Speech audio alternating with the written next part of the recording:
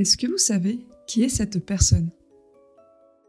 Il s'agit de Léandre Proust, un nom qui, pour les amateurs de jeux de société, résonne comme une promesse d'audace et de créativité. Auto-entrepreneur dans la vente de cartes Magic sur internet, ludothécaire, employé d'un bar à jeux, puis d'une boutique spécialisée et responsable francophone pour Liquid Games, voilà qui peut commencer à décrire Léandre Proust. Mais ce n'est pas tout. Rédacteur en chef, organisateur, créateur, son parcours est une ode à la passion ludique. Et pourtant, une facette brille encore plus fort. Léandre Proust aime expérimenter.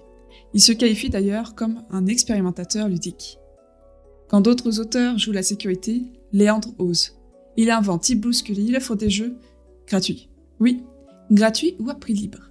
Ses créations, comme Clash of Deck ou AgriLogic, ont marqué les esprits et rassemblé des milliers de joueurs. Aujourd'hui, Léandre revient avec une série innovante dont j'ai eu le privilège de découvrir. Lorsque j'ai ouvert ce jeu pour la première fois, je n'avais aucune idée de la profondeur qui m'attendait. Je suis restée un moment à tâtonner, me demandant si je n'avais pas fait une erreur en choisissant ce jeu. Après tout, les cartes en main semblent simples. Des attaques, des défenses, des entraînements, rien de révolutionnaire. On peut améliorer ces cartes, certes, en les retournant, mais ce système m'évoque des jeux que j'avais déjà essayés. Il y a bien un marché, mais il est assez classique, rien qui me fasse lever un sourcil.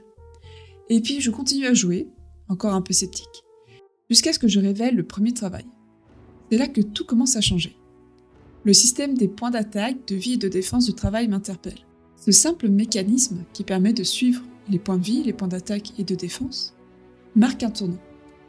À cet instant, je commence à percevoir qu'il y a probablement quelque chose de plus complexe et de plus stratégique qui se cache dans ce jeu. Intrigué, je me lance. Je pioche une carte, puis une autre. Vous connaissez la chanson, il en faut 5. Les règles me semblent encore floues, mais je commence à entrevoir la mécanique. Chaque carte posée aura un effet décuplé en fonction de son ordre de placement. La première carte que je joue multiplie son effet par 5, la deuxième par 4, la troisième par 3, et ainsi de suite. L'idée est simple, mais diablement efficace. Plus on joue une carte tôt, plus elle sera puissante. Mais attention, car une fois posée, il n'y a pas de retour en arrière. Interdit de récupérer la carte pour pouvoir la placer plus tard. Cela implique un calcul constant dans ma tête. Si je pose cette carte d'attaque en premier, elle infligera 5 dégâts. Et je pourrais ainsi infliger une première blessure à mon adversaire. Mais si je pose mon bouclier après, il ne me protégera que pour 4 points. Voilà donc un dilemme de plus, surtout que mon deck est loin d'être optimal.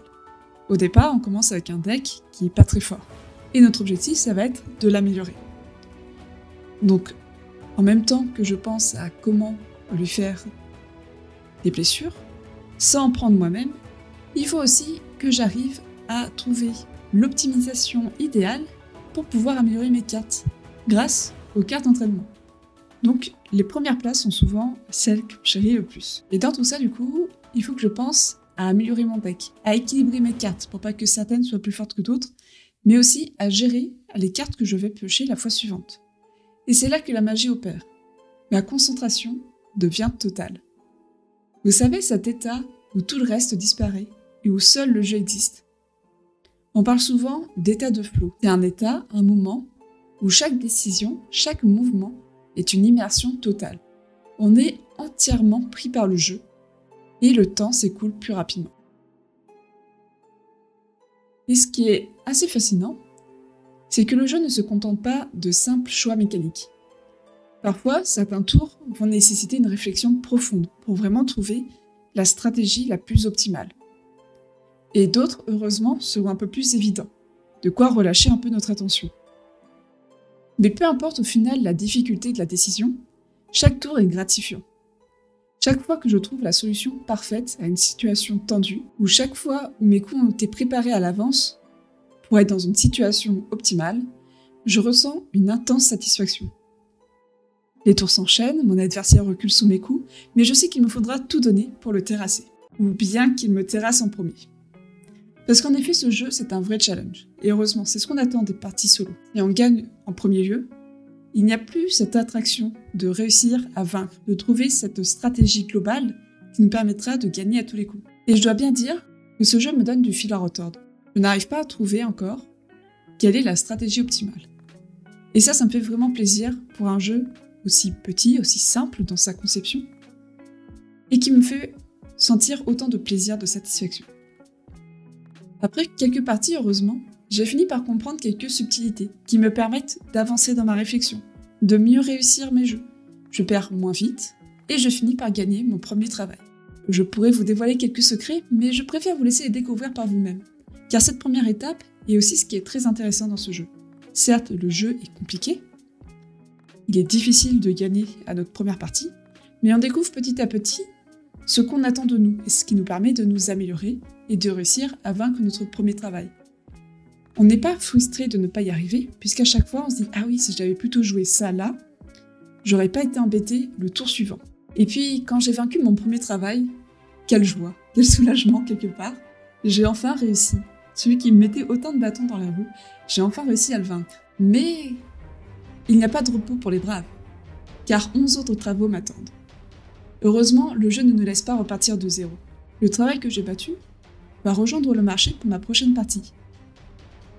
Et il va se révéler une véritable bénédiction. Ainsi donc, le nom de la carte a été bien trouvé.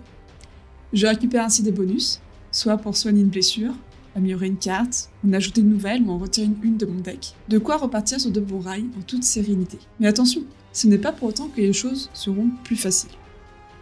Le travail aussi va avoir quelques améliorations.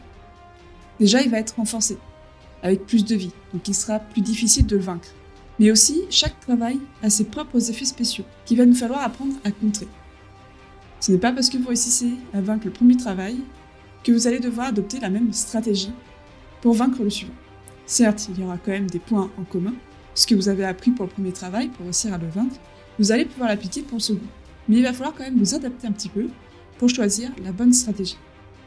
Certains vous demanderont d'avoir plus de défense, d'autres plus d'attaque.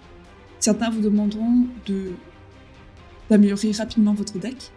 Il va falloir essayer d'ajuster à chaque fois, légèrement, la stratégie qu'on veut mettre en place. Heureusement, les bénédictions, les cartes qu'on a remportées grâce à nos victoires précédentes, vont vraiment être une précieuse aide pour nous. Ces cartes sont bien meilleures que les cartes de base et on peut aussi les améliorer.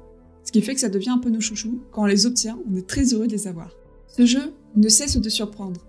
Et à chaque nouvelle victoire, on se sent plus fort, plus rusé, prêt à relever le défi suivant. Le jeu, toujours plus exigeant, ne nous laisse jamais nous reposer sur nos lauriers. À vrai dire, c'est cette montée en puissance, ce défi constant, qui en a fait une expérience à la fois stimulante et captivante. Mais au fait, je ne vous ai pas indiqué le nom du jeu. Il s'agit de Micro Hero Hercule.